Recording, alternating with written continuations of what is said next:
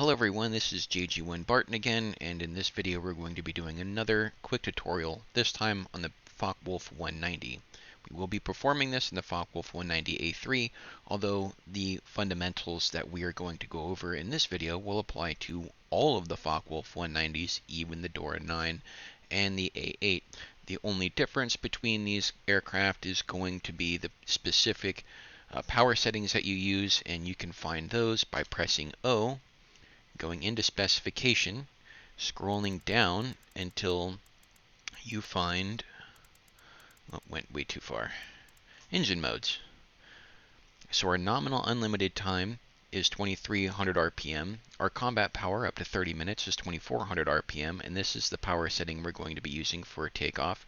Emergency power up to 3 minutes is 2700 RPM, and you can find this information in this location for every single aircraft that you fly. So if you're jumping into a variant that you're not familiar with, go into press O, go into your map, go into the specification page, and find your engine modes information. And this will also tell you exactly what engine you have in this aircraft and the power ratings. But the one thing that I find to be the most important is the power modes. So we'll go to exit, and we'll get into the cockpit and go over some familiarization. Now, all of the instruments in the Fw-190 are standard German instrumentation. So our altimeter is over here to the left. If you understand that, it's pretty easy. It's in kilometers. 0.1 is 100 meters, 0.2 is 200 meters, and every time that dial goes around clockwise, the number will go up. If it goes counterclockwise, the number goes down. Next to that is our airspeed indicator in kilometers per hour, maxing out at about, what's that, 750? This aircraft will do that in a dive. And then we have our turn bank indicator and our slip indicator, our compass, our manifold pressure, and then next to that our RPM. And that gauge is what we're going to use for our power settings. And that's important because all Fw-190s, the Anton versions, have a supercharger gap between right around 2,000 meters to 2,500 meters. And so when you get to that altitude, and we'll show you after I do the takeoff, your manifold pressure is going to start to drop. And if you think that your power setting is strictly by manifold pressure, you're going to overpower your aircraft in that window because you're going to be running a much higher power setting than you think you are, and you can tell that by the RPM that you use. Because, like the BF-109, your mixture and your prop pitch is going to be tied to your throttle. So at any throttle setting, you're going to get a specific RPM. So if you have your throttle set to combat power, you're going to be at 2400 RPM, and regardless of where you are in altitude, that's where it's going to keep it if you don't touch the throttle. But if you hit that supercharger window, that supercharger gap, your manifold pressure is going to start to drop. So the best way to judge your power setting is by RPM in all German fighters. So take that into consideration. Down here in the center you have and the yellow ring is your fuel gauge. There are two fuel tanks in the Fw-190. This will switch back and forth between the two.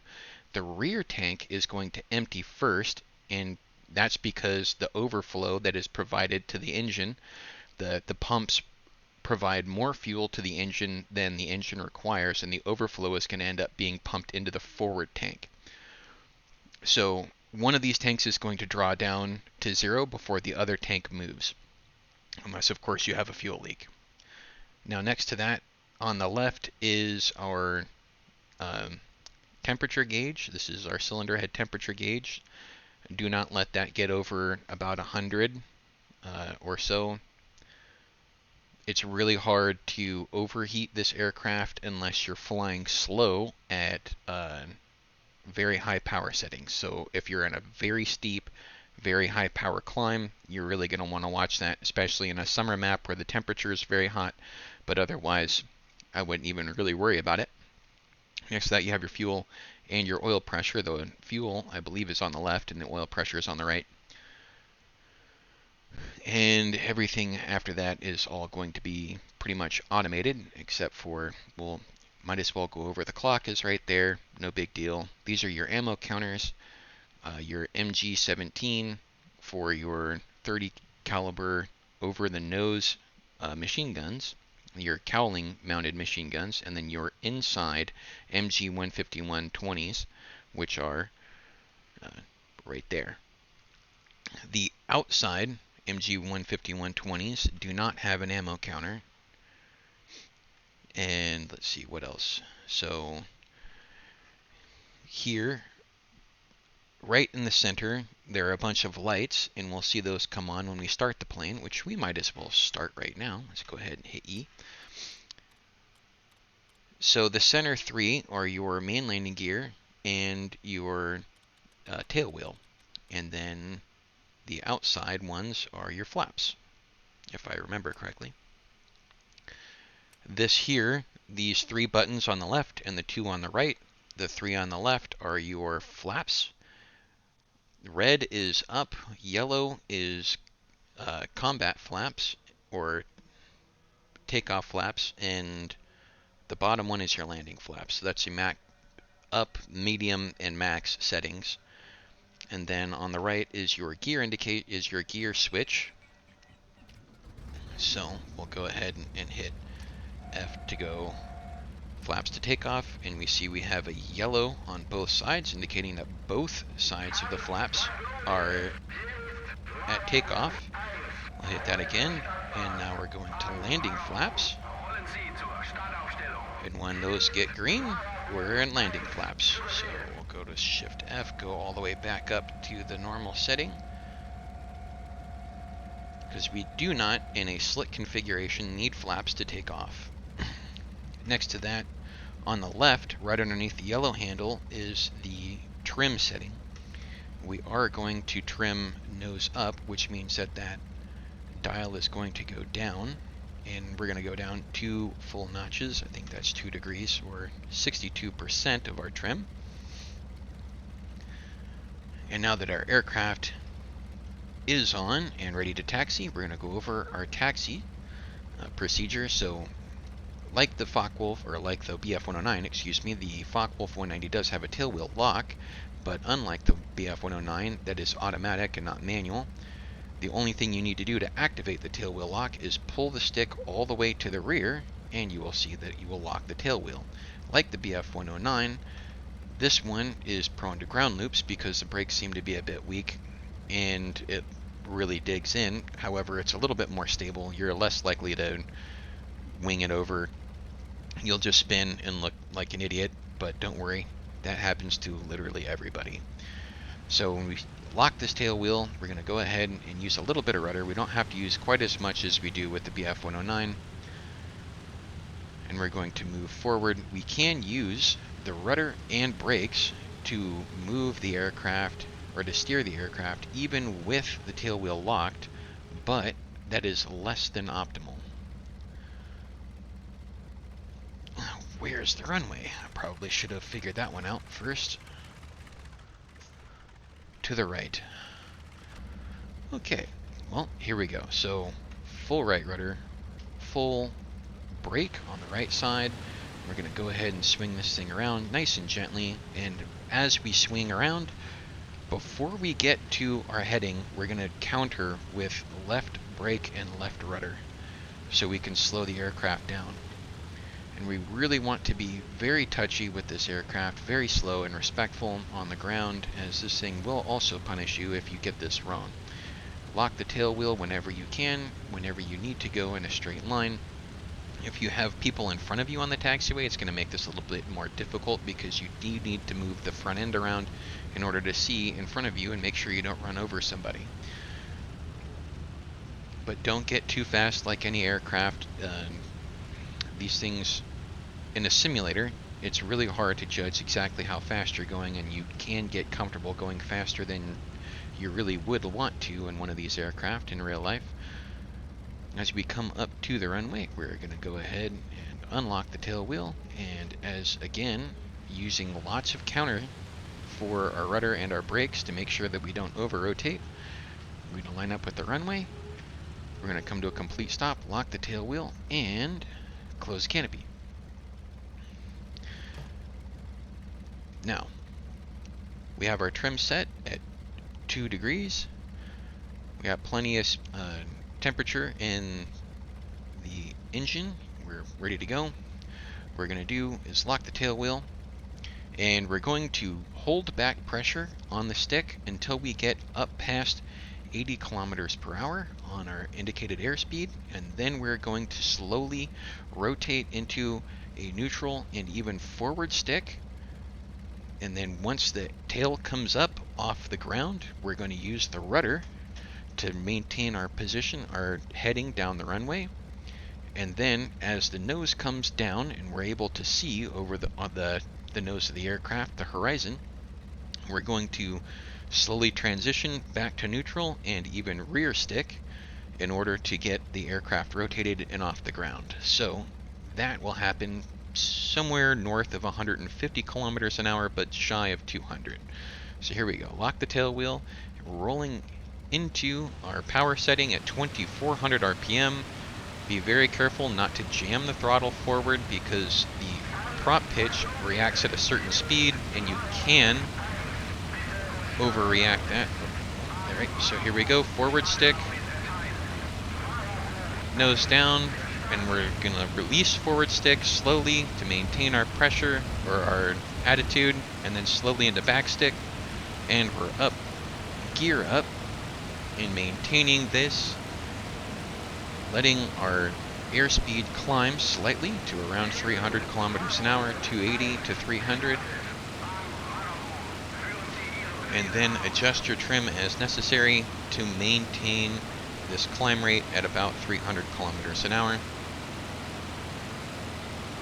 2400 is our combat setting, but we can get away with a little bit of that in our climb to get up to an altitude where we can be perhaps combat effective or at least defensive if we need to be.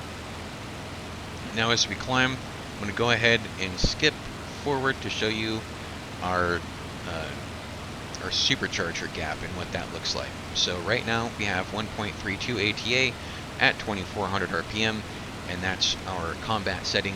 So we'll give it another 1,000 meters and we'll take a look at what the manifold pressure does as we climb.